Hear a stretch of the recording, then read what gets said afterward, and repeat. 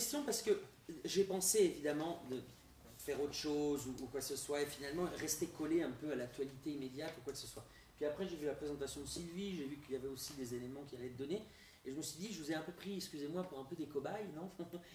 Parce que c'est la première fois que j'expose ce thème dans une conférence.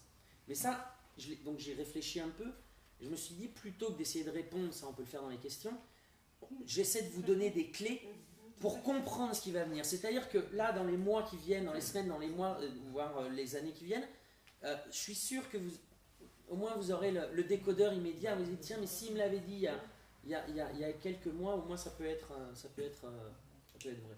Malheureusement. J'espère me tromper d'ailleurs. Malheureusement, je ne pense pas. Ouais. Oui, merci pour l'exposé des deux intervenants, c'est très bien, très éclairant. Oui, vous avez évoqué tout à l'heure à la fois une lenteur dans l'organisation des communes avec le plan Patria. C'était difficile, on essaie de monter une forme de démocratie locale, et en même temps, il y avait donc des milices locales du peuple entraînées pour défendre un petit peu le secteur, quoi. Et donc la question c'est, qu'est-ce qui se passe au niveau de l'État? Bon, il y a toujours des bureaucraties, des technocraties, et c'est simplement la technocratie habituelle où il y a des gens, entre guillemets, qui bloquent le système par rapport je sais pas, aux distributions de nourriture, enfin, etc. C'est uniquement une technocratie comme elle peut exister ailleurs, ou c'est il y a quelque chose de spécifique? Moi, alors, je me lance. J'essaie de faire le plus court possible. Quand Chavez est arrivé au pouvoir, il avait le pouvoir de... Il avait en théorie gagné le pouvoir d'État. Et il y a une mission qui est absolument emblématique, c'est... il a essayé d'alphabétiser les gens qui avaient été sortis du système scolaire. Entre 2000, que je dis pas de bêtises, entre 2001 et 2003, ils ont réussi à alphabétiser 60 000 personnes, ce qui est énorme. Surtout en sachant que dans les 40 ans précédents, il avait été alphabétisé 40 000 personnes en dehors du système scolaire. Sauf que c'était ridicule. Donc, ils ont créé ce qu'ils appelaient les missions, notamment la mission d'alphabétisation, la mission Robinson, qui est l'auto-organisation populaire, qui va chercher donc des petits groupes, qui vont chercher les gens dans leur quartier parce qu'ils savent qui sait lire, qui sait pas lire, et qui ensuite organisent eux-mêmes, trouvent une salle, etc., et qui organisent les cours d'alphabétisation. J'ai aussi eu la chance, il y a de nombreuses années, en 2005, d'assister à des cours. Il y en a de moins en moins maintenant, parce que tout le monde est plus ou moins alphabétisé. Mais c'était vraiment impressionnant, où il y avait beaucoup de personnes âgées qui n'avaient jamais su lire, jamais su écrire. C'est même émouvant, parce que la première chose, alors on ne peut pas s'en rendre compte, mais par exemple, il y a une personne qui me demandait mon nom, puis une deuxième, une troisième. En fait, je me suis rendu compte après que le ROMAIN, ou le www.romamigus.info, c'est-à-dire ma page web et mes coordonnées sur les réseaux sociaux, poum, on ferme la page de pub. C'est du chinois, c'était du chinois pour eux, ils ne pouvaient pas le lire. C'est bizarre quand on voit une personne comme Frédéric, par exemple, qui ne peut pas lire, il peut pas. Et en fait, ça a été la base du chavisme, c'est-à-dire l'organisation populaire. À partir de là, il y a eu les comités techniques, les tables techniques de l'eau, les tables techniques de l'énergie, qui étaient la gestion participative de l'eau et de l'électricité. Il y a eu des comités de culture, il y a eu des comités de production, de sécurité aussi, il y a eu des comités de délimitation de cadastre, pour que les gens eux-mêmes fassent leur cadastre, et puis avoir un titre de propriété. Vous vous rendez compte qu'il y a de ça 10 ans, 15 ans, quand vous preniez une carte de Caracas, vous aviez seulement les immeubles. Et puis, vous voyez, il y avait un gros trou, par exemple, sur les cartes officielles. Dans le gros trou, il y avait 1 million de personnes qui y vivaient. Donc, ils ont fait vraiment lever exister ces gens au sens propre du terme. Ces différentes initiatives populaires de la base, dès 2006, sont regroupées au sein des conseils communaux. Ça, c'est assez fantastique, parce que cette loi, elle a changé 13 fois en 2 ans. Pourquoi elle a changé? Parce qu'ils expérimentaient. Donc les retours de la base en disant mais attendez, on ne peut pas faire ça parce que la loi nous a... Ah, vous avez raison, etc. Tout, qu'on crée une commission, poum, allez hop, on retransforme la loi. Le conseil communal, c'est quoi? C'est 200 familles en milieu urbain, 120 en milieu rural, 70 en milieu indigène, qui s'organisent avec des comités, comités de santé, comités d'éducation, comités de sport, comités de culture, comités de récréation, etc., etc. Tous les gens sont élus à main levée lors des assemblées populaires. On est encore à une échelle plus ou moins humaine, donc toutes les personnes sont élues et les stratégies de gestion participative sont approuvées par l'Assemblée générale, qui est l'organe suprême de la démocratie participative dans ces conseils communaux. J'ai participé en 2007 à la fondation du conseil communal dans mon immeuble. Non, j'ai passé des samedis entiers, samedi après-midi, à discuter en mangeant des gâteaux secs et en buvant du thé. Là, ces espèces de gâteaux, vous les mettez sur la langue, ça vous sort toute l'eau que vous avez dans le corps. Des heures et des heures. On était au niveau du balbutiement. On rencontrait des résistances, non seulement dans la loi, qu'il fallait ensuite faire remonter pour la faire changer, mais aussi au sein des administrations, qui avaient, soit par négligence, soit par méconnaissance, soit par sabotage politique pur et simple, qui résistaient à l'avancée de ces conseils communaux. Là, depuis 2018-2017, les conseils communaux ont vraiment été institutionnalisés. Vous en trouvez 50 000 sur tout le territoire. C'est le premier échelon administratif vénézuélien qui est le cœur de la démocratie participative. Ensuite, il y a les communes. Les communes, c'est le regroupement de plusieurs conseils communaux pour former une entité territoriale et administrative supérieure. Tout ça, c'est les idées de Chavez. Mais il y a des lois qui appuient ça au Venezuela. Des lois qui seront balayées, évidemment, si jamais l'opposition venait un jour ou l'autre, enfin les États-Unis et leurs alliés locaux venaient au pouvoir. Les communes, généralement en milieu rural, elles s'organisent autour d'un objectif qui est la production. En milieu rural, c'est simple, c'est la production agricole. Au sein des communes, la propriété n'est ni privée ni collective, elle est sociale. Là encore, il a fallu transformer la loi, parce que la loi ne prévoyait pas de propriété sociale. Elle prévoyait la propriété de l'État, public, et la propriété privée. Les coopératives, c'est une forme de propriété privée, collective mais privée. Donc il a fallu inventer dans la loi la propriété sociale, directe ou indirecte, c'est-à-dire avec participation de l'État ou sans participation de l'État. La propriété sociale, c'est sur un territoire donné, les moyens de production, la terre, le bus, etc., appartiennent à la communauté. Donc ne peut pas être vendue puisqu'elle appartient à la communauté. Et donc c'est en gestion participative que se résout tous les problèmes liés à ça. Au Venezuela, aujourd'hui, il y a 3300 communes sur tout le territoire. Est-ce que c'est suffisant ? Non, certainement. Est-ce qu'il y a une résistance entre le vieux modèle d'État qu'a hérité le Venezuela des années passées Moi, je voulais intervenir sur ce niveau-là. Et le nouvel État qui... Non, il y a encore les deux qui coexistent et qui des fois se rentrent dedans. Parce que les maires, par exemple, les maires disent « Attends, mais s'il y a 3 communes sur mon territoire et s'ils sont tous en propriété sociale, à quoi je sers ?» Bah à rien, Coco. C'était l'idée de Chavez aussi. Mais c'est difficile, donc effectivement il y a des résistances. Surtout quand la commune a besoin d'un papier de la mairie. Je peux vous laisser imaginer, la demande, elle passe de nombreuses fois à la poubelle, etc. Ça crée des tensions, mais ça crée aussi une certaine dynamique. Ce qu'il faut voir, c'est ce que j'ai dit à un certain moment, c'est-à-dire, d'abord, il faut voir que vraiment, quand Chavez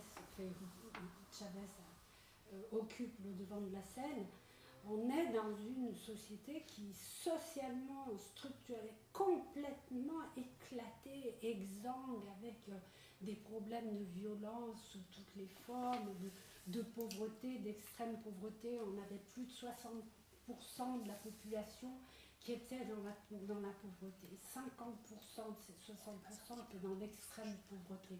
Donc, Chavez arrive, on a une nouvelle organisation, on refait et il faut que tout le monde se réapproprie, ou s'approprie, d'abord se réapproprier sa propre identité, ce qui n'est pas évident au niveau de l'Amérique latine, parce qu'il y a vraiment un souci, ils n'ont jamais traité j'avais fait un exposé sur ces sujets.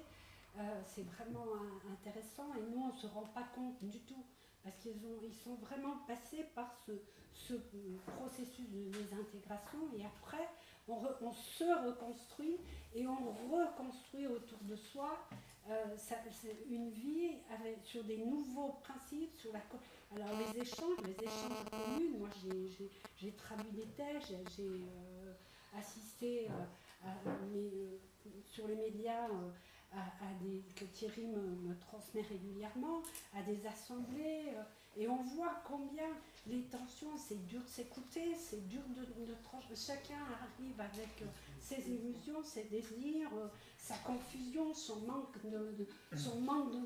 de formation. Alors, c'est vrai qu'il y a eu ce travail d'alphabétisation qui a été extrêmement important.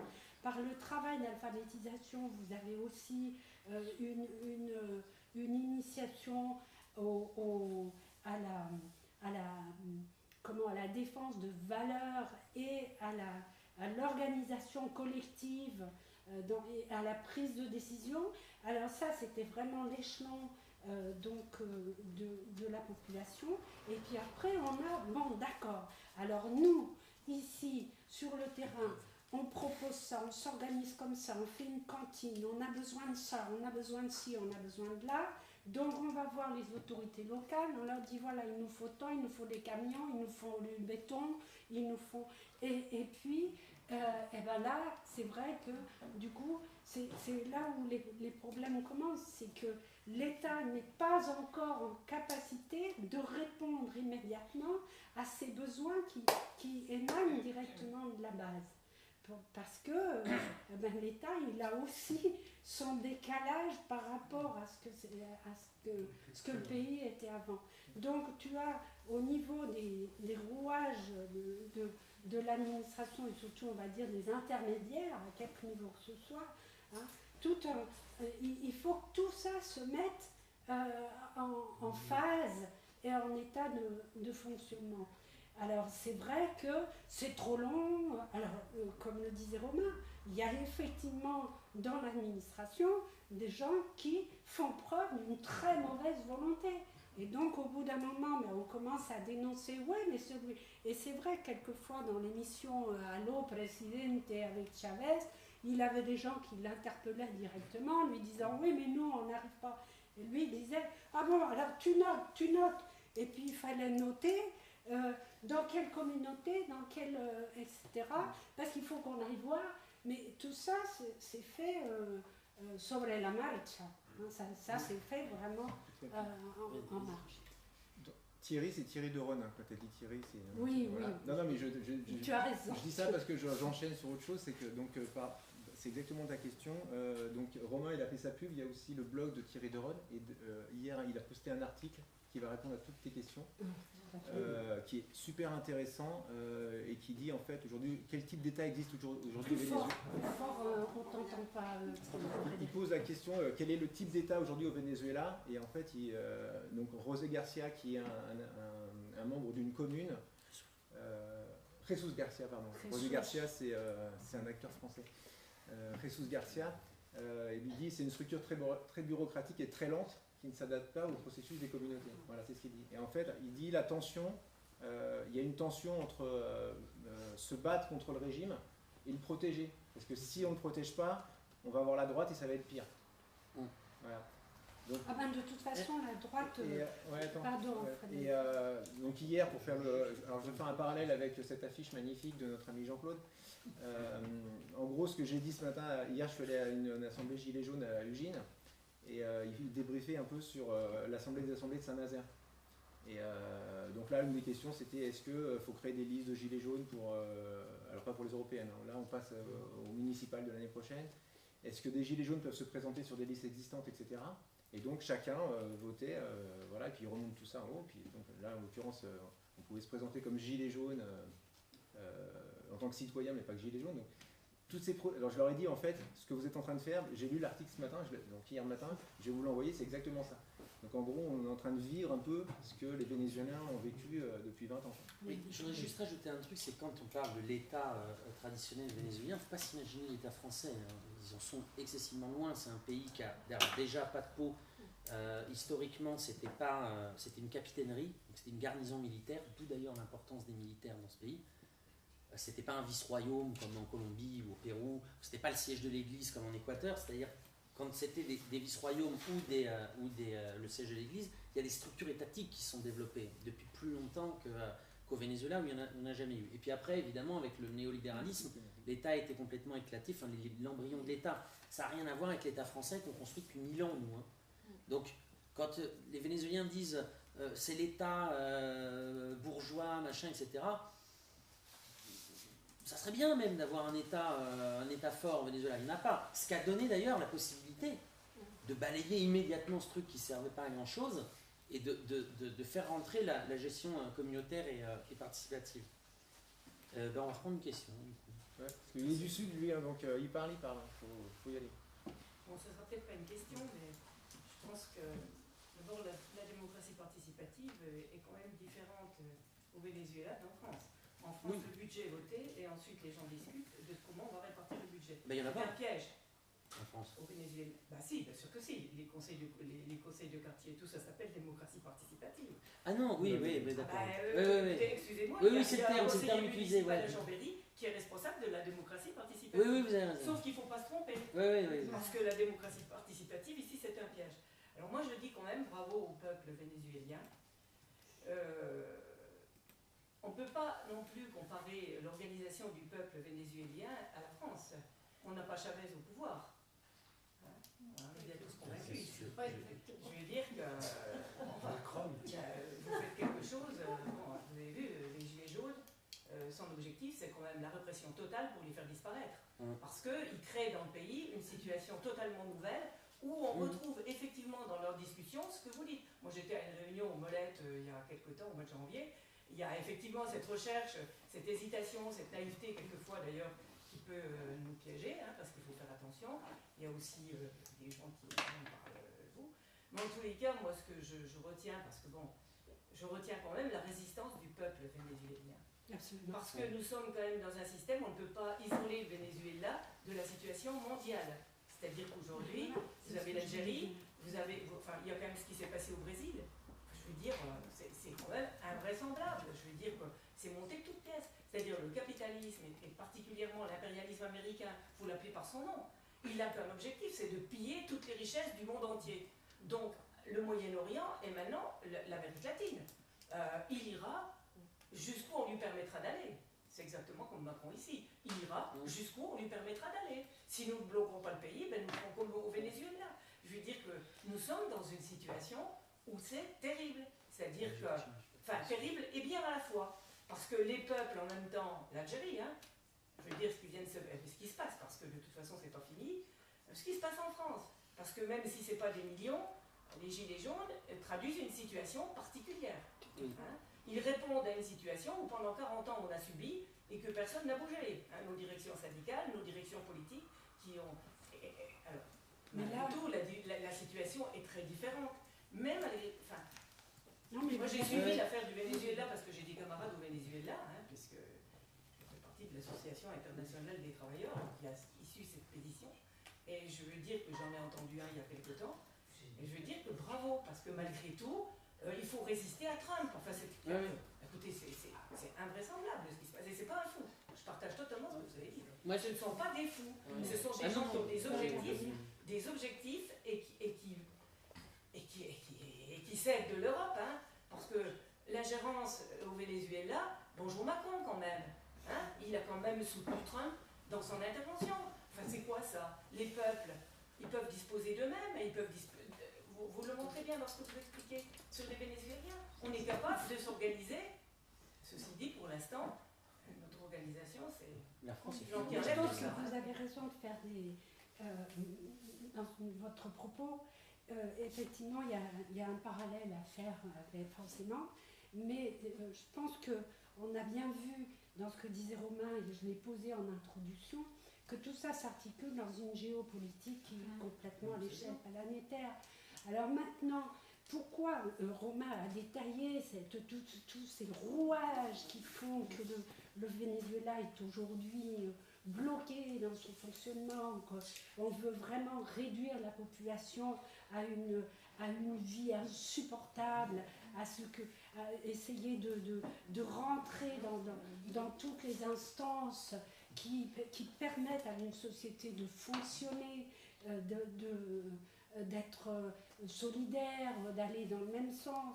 Donc là, vous l'avez dit, Macron, oui, les gilets jaunes, si on pouvait d'un revers de manche éliminer tout ça, les faire disparaître du jour au lendemain, on serait beaucoup plus tranquille, on aurait la paix, il n'y aurait pas de désordre le week-end, etc.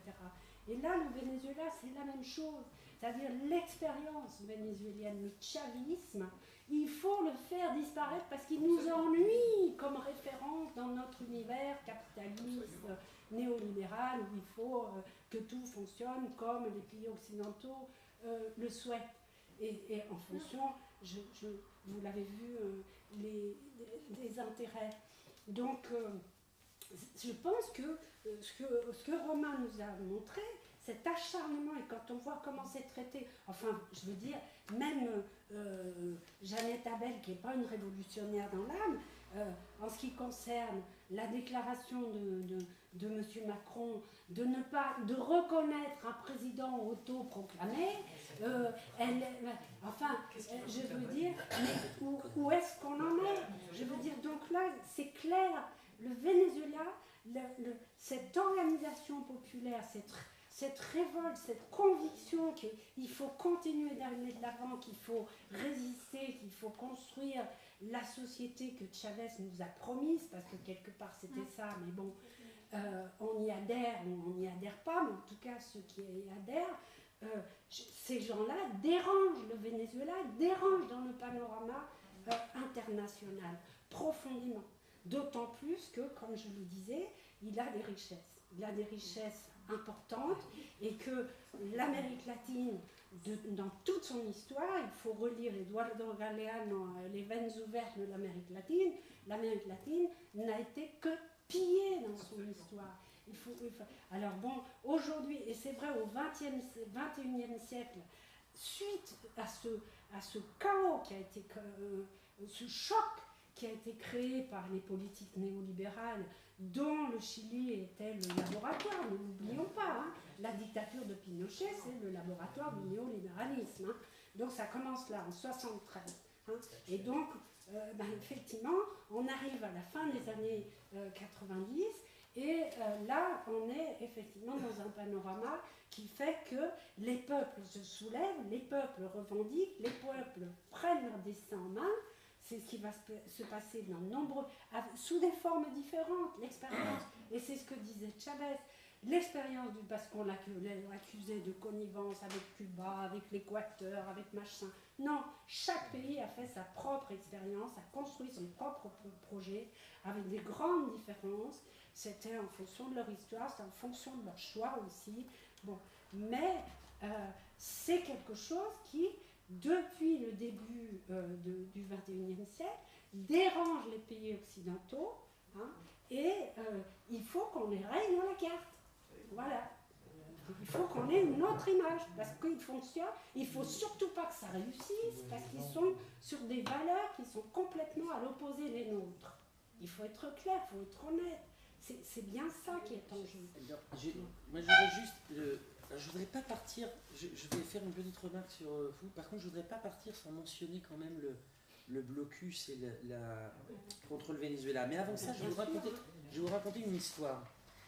C'est l'histoire d'un pays qui a subi plusieurs assauts de politique néolibérale, qui a vu son État être atomisé, qui a vu ses services publics être complètement détruits, qui a vu un peuple être complètement oublié ou marginalisé. Et dans ce pays, un jour, il y a eu la mesure de trop. Et la mesure de trop, c'était d'augmenter le prix de l'essence. Non ? Donc là, quand j'en suis là, vous avez très bien compris que je parlais du Venezuela et pas des gilets jaunes, non ? Parce que c'est exactement ce qui s'est passé. Absolument. C'est exactement ce qui s'est passé. Le prix de l'essence a été le truc qui a mis le feu aux poudres. C'était Donc, gratuit avant. Ouais. Et donc c'est par le donc ce qu'on a appelé le Caracasso qui a été alors réprimé pour le coup à la vénézuélienne. Il y a eu 2000 morts. On n'est pas là avec les gilets jaunes, on est pas heureux d'ailleurs. Mais enfin, il y a eu une répression féroce, non? Et puis après la répression, qu'est-ce qui s'est passé? Oui, il s'est rien passé. C'est-à-dire que l'éclatement de la colère du peuple en 89 au Venezuela. Attendez, vous allez voir, c'est même pas que au Venezuela, a été spontané, a été par quartier, les gens se parlaient entre les quartiers, et surtout elle s'est faite complètement en dehors des structures traditionnelles de la politique, des partis, des syndicats, etc., qui n'ont rien vu venir et qui n'ont rien contrôlé. Je parle du Venezuela, hein, bien sûr, hein. Je parle du Venezuela. Hein. Et qu'est-ce qui s'est passé après?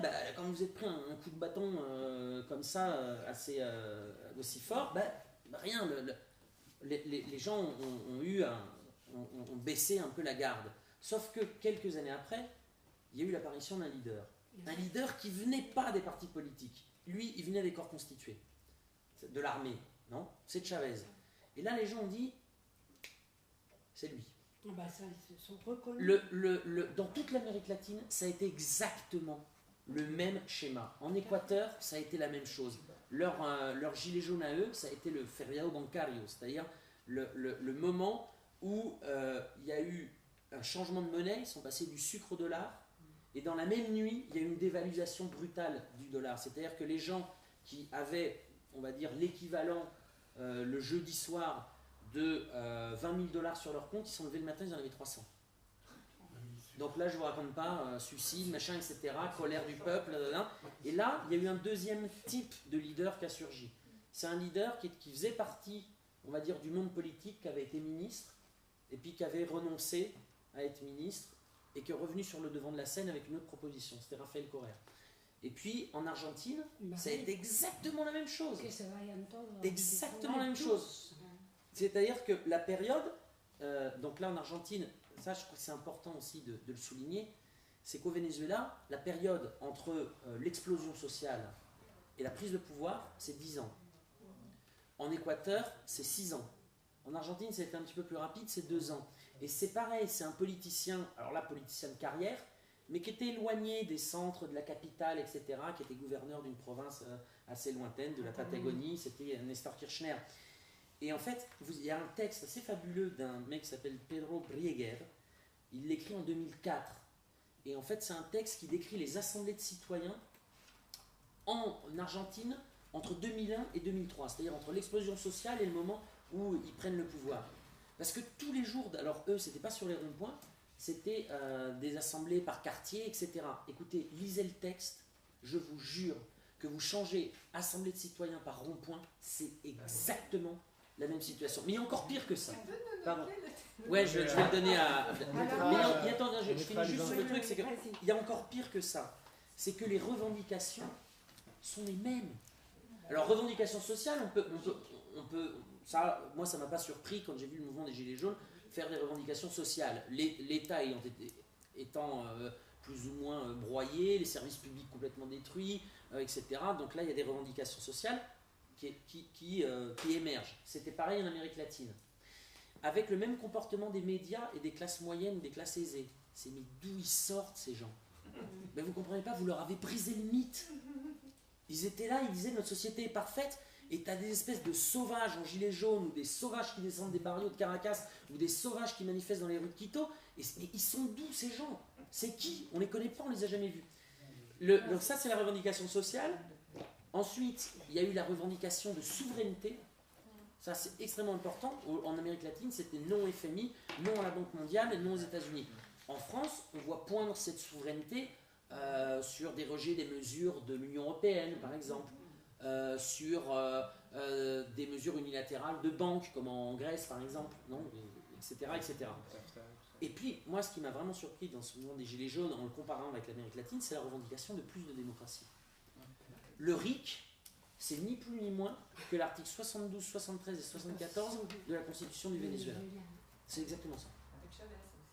Avec Chavez. Mais là où je vous dis, c'est que je pense que les Gilets jaunes ont balayé l'ancien monde politique et que cette colère, à mon avis, va émerger dans un leader que je ne sais pas du tout qui c'est, je ne sais pas d'où il viendra. J'ai étayé, si on compare l'Amérique latine, il peut venir des corps constitués, il peut venir d'un ancien ministre ou d'un politicien de carrière, mais un peu lointain. Je ne sais pas. D'un jeune avocat qu'on va accueillir bientôt. Je sais pas. Alors moi je voudrais compléter le propos de Romain. Il y a un film, je ne sais pas si vous l'avez vu, la traduction du titre c'est La dignité du peuple, la dignidad de los nadie. Fernando Solana, c'est un Argentin qui a donc filmé et tourné ce film au moment de la crise en Argentine. Cette crise, elle a été, Romain l'a dit, plus rapide, 2 ans, mais je veux dire, en 6 mois, vous avez quand même eu 4 présidents qui ont été virés par la rue en Argentine. Donc, voilà, il faut, voilà, on ne lésinait pas, hein. Il y en avait un, mais il tenait 3 semaines, et au bout de 3 semaines, il partait. Donc, je pense que... Alors, dans ce film, ce qu'on voit, c'est l'organisation, justement, des quartiers, de la dignité, c'est qu'on récupère.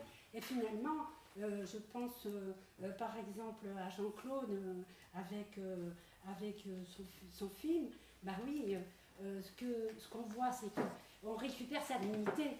On récupère le groupe, on récupère, tu vois, ça c'est... Eh bien, le film de Fernando Solana, c'est ça, c'est la dignidad. Alors si je traduis le titre en espagnol, il est beaucoup plus parlant, parce qu'il dit la dignité de ceux qui n'étaient rien. C'est ça, de los nadies, de ceux qui ne sont personne. Hein, c'est ça que ça veut dire en traduction notamment. Voilà. Alors, je voulais aussi rajouter peut-être une observation. Par rapport à ce que Romain dit. Mais c'est qui Alors, la grosse différence qu'il y a entre nous, entre nous et ce qui s'est passé dans les pays d'Amérique latine à l'époque, c'est que les gilets jaunes, c'est la métaphore, étaient une grande majorité. Ils étaient devenus une majorité dans ces sociétés déstructurées par le néolibéralisme. Chez nous, ils sont encore une minorité. Oui. C'était la question que j'avais posée. Oui, l'État n'est pas... L'État n'est pas encore détruit, il est quand même plus fort, l'État. Mais ça va venir. Moi, je suis toujours scié quand je vois les craintes. J'ai des amis dans le milieu hospitalier, ils me disent c'est fini, on touche le fond, etc. Moi, je leur dis toujours non, vous ne touchez pas le fond. Mais le fond, il est encore 10 étages en dessous. Vous vous rendez pas compte de comment en Amérique latine, on a reçu. On a reçu. Ah, mais c'est. S'il y arrive, il n'y a plus de retraite, plus de sécurité sociale. Mais pas dans 3 mois. Dans quelques années, par contre. Mais voilà. Non, je voulais juste. Avant de. La grosse différence, quand même, c'est que les inégalités en Amérique du Sud sont énormes. Donc il y a des très riches et très pauvres. En France, il y a des très pauvres, il y a quand même une grosse classe moyenne. Donc on peut pas comparer ça, d'accord. Donc le jour où il n'y aura plus rien, effectivement, plus système de redistribution, peut-être qu'il n'y aura pas 100 000 gilets jaunes, mais il y en aura 5 millions. Et c'est pas le cas aujourd'hui encore. Attention Frédéric, parce qu'en Argentine, c'était un pays qui était émergent, qui avait une grande classe moyenne, et justement, la crise de 2001, et puis le processus de Menem, qui traitait aussi dans un autre film... tout à fait, bien sûr, de Solanas, a fait que cette classe, l'Argentine était un pays émergent. L'Argentine était très proche de nos panoramas, de l'organisation de nos sociétés à l'époque. Mais de la crise n'a résisté que 11% des classes moyennes. C'est-à-dire que du jour au lendemain, d'accord, mais on n'y est pas. On leur a fermé les comptes bancaires. Imaginez que demain vous allez au distributeur, il n'y a plus de distributeur, il n'y a plus de banque, vous n'avez plus d'argent, il fait où mon argent? Mais il n'y en a plus. La banque elle a fermé, le mec avait le propriétaire de la banque s'est barré avec ton argent. Mais j'ai quoi? Bah t'as plus rien. Ah bon? C'est comme ça. J'en profite d'ailleurs sur ces trucs parce que je voudrais quand même pas partir. Après on arrête. Et après on arrête. Sans mentionner le blocus contre le Venezuela et la guerre économique. Enfin là, je ne vais même pas parler de la guerre économique, je vais me fixer juste sur le blocus. C'est important parce que absolument tous les médias, y compris de nombreux classés à gauche, balayent ça d'un revers de la main et rejettent la unique responsabilité des problèmes économiques et sociaux du Venezuela sur le gouvernement bolivarien. Alors, je voudrais juste souligner, je vais vous lire 3 déclarations. Alors, je n'ai pas précisé, là il y a 13 pages, vous pouvez regarder, c'est 13 pages de mesures de rétorsion à l'économie vénézuélienne et de sanctions de la part des États-Unis et des alliés. Pour ceux qui jamais disent il n'y a pas de sanctions, il n'y a pas, c'est la faute à Maduro, qu'ils aillent voir, vous trouvez sur le blog romainmigus.info, je l'actualise tous les jours, je sais, j'ai des passe-temps un peu bizarres, mais voilà. Comment, je ne sais plus qui est-ce qui disait, si tu mentionnais Jeannette Abel, c'est planifié. Bien sûr que c'est planifié, il fait partie du système de guerre de 4e génération. En octobre 2015, le général John Kelly, qui était le commandant du SOUTHCOM, le SOUTHCOM c'est toute l'armée des États-Unis pour l'Amérique latine, non ? C'est l'armée impériale, déclare tranquillement à la télévision que les États-Unis interviendront au Venezuela en cas de crise humanitaire dans ce pays. Eh bien, ils vont la faire, la crise humanitaire. Ils vont la faire. À partir de cette date, en réalité, comment ? Oui. À partir de cette date, le blocus financier commence. Qu'est-ce que c'est que le blocus financier ? C'est le gel de tous les comptes d'intermédiaires bancaires du Venezuela. Qu'est-ce que ça veut dire ? Vous avez un compte en France, par exemple, vous avez un compte en Chine, vous avez un compte n'importe où pour faire un virement, pour acheter des médicaments, pour acheter des aliments, pour acheter des matériaux, tiens je ne l'ai pas mentionné, mais des pièces de rechange pour l'industrie électrique ou des pièces de rechange pour l'industrie pétrolière. Vous avez des voitures, des pneus, absolument tout, parce que le Venezuela ne produit pas grand-chose, non, à part du pétrole. Vous allez faire un transfert d'argent. Le transfert d'argent, il passe immanquablement par une banque intermédiaire qui a les réserves suffisantes de dollars pour pouvoir faire la conversion. Sauf que toutes les banques intermédiaires, sur ordre des États-Unis, ont dit on ne commerce plus avec le Venezuela. On ferme tous les comptes bancaires du Venezuela. Non ? Alors, je finis.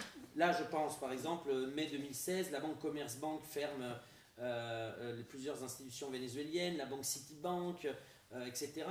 En parallèle à ça, les indices de risque pays, donc JP Morgan, comment elle s'appelle, Stanford, Moody's, etc., ont dégradé la dette, ont dégradé la note du Venezuela, alors que le Venezuela payait rubis sur l'ongle. Là, ses crédits, ses emprunts, pardon. C'est simple, pour vous donner une raison, le Venezuela avait emprunté comme le Chili. Ils avaient un taux de remboursement comparable au Chili et ils se sont fait dégrader la note plus de 20 fois par rapport à ce qu'était la note du Chili. C'est politique, c'est absolument politique. Qu'est-ce que ça induit ? Ça induit que quand vous allez voir un autre prêteur, les taux d'intérêt ne sont pas les mêmes. Donc ça c'est la première. La deuxième, c'est William Brownfield en 2017. Donc, entre-temps, il y a 4 pages de sanctions, etc., notamment sur le pétrole, sur toutes les richesses du Venezuela, sur les banques, etc. En août 2017, William Brownfield, qui était l'ambassadeur des États-Unis au Venezuela, puis après en Colombie, on lui demande, mais pourquoi pas ? Parce que Trump venait de faire de lourdes sanctions sur PDVSA, et notamment sur la dette de PDVSA. Et on lui demande, mais pourquoi l'avoir pas fait avant ? Alors il explique que ils hésitaient, est-ce que ça allait pas renforcer Maduro finalement, les sanctions, le peuple allait souffrir, etc. Et il cite, j'ouvre les guillemets, la meilleure résolution est de précipiter l'effondrement du gouvernement vénézuélien, même si cela implique des mois et des années de souffrance pour les Vénézuéliens. Pour ceux qui disent que ça n'existe pas, la prochaine fois, vous pouvez leur mettre votre main dans la figure. Et je finis. Donc, ensuite, les sanctions, évidemment, augmentent sur à peu près tout. Là, je vous dis, par exemple, les banques intermédiaires.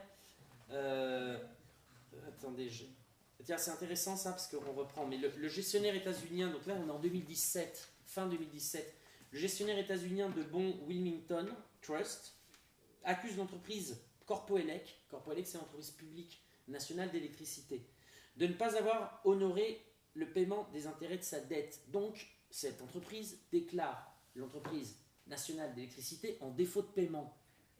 Mais comment vous croyez que les prêteurs ont réagi? La prochaine fois que Corpoelec est allé demander de l'argent pour importer des pièces de rechange, etc., ils lui ont mis des taux d'intérêt complètement démentiels.